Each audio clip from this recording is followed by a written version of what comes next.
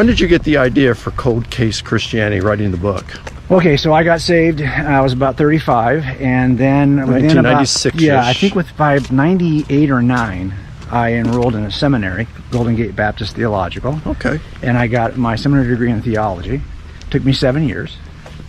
And then at the end of that time... Were you working full-time? I was working full-time. And I was also, I was working part-time at a huge church in the children's ministry because my kids were kids. 6th grade, 5th, okay. 6th grade. And so I was in charge of all 5th and 6th graders in our church. Wow. Then as the kids got older, my kids got older, I went to another church and I worked as a youth pastor. And I finished my seminary degree while I was pastoring high schoolers. And so that's why I took a 7-year gap there to finish.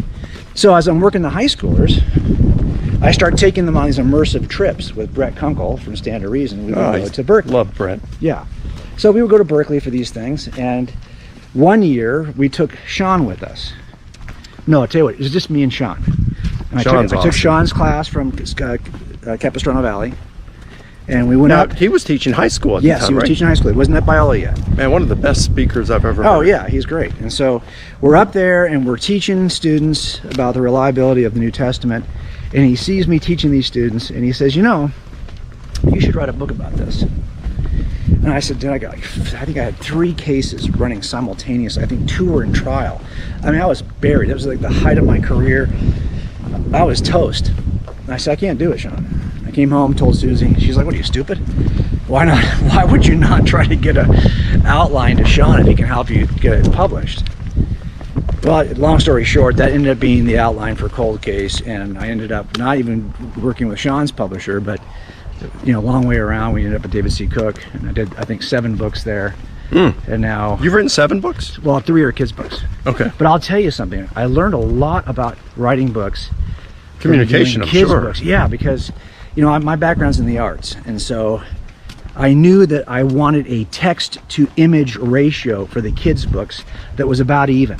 In other words, I wanted there to be a graphic element on every single page. It's a kids' book. You learn how to be brief. You learn how to try to get kids to turn the page. And so for this next book, I really think of it as almost like an adult kids book. I mean, in the sense that it moves fast. The illustration account in this book will be higher than anything I've ever done.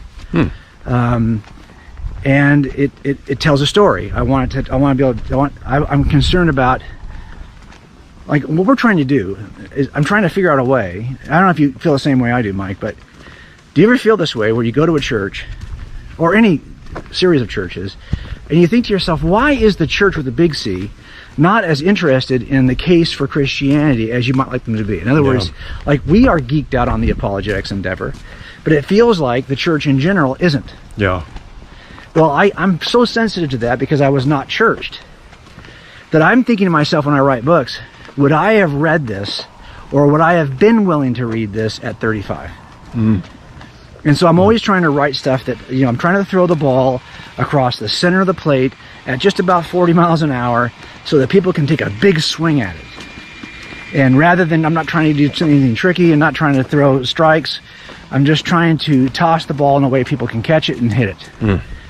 And so that's where I learned from the kids' books, is that a lot of it is about pace. It is about accessibility.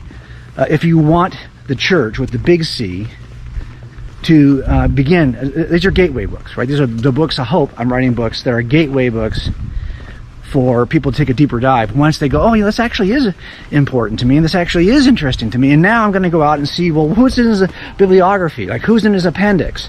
Well, now let me go get some of those books. That's the kind of stuff I'm trying to write, because I feel like, how else do you get the church to embrace these issues they don't even think are important right now?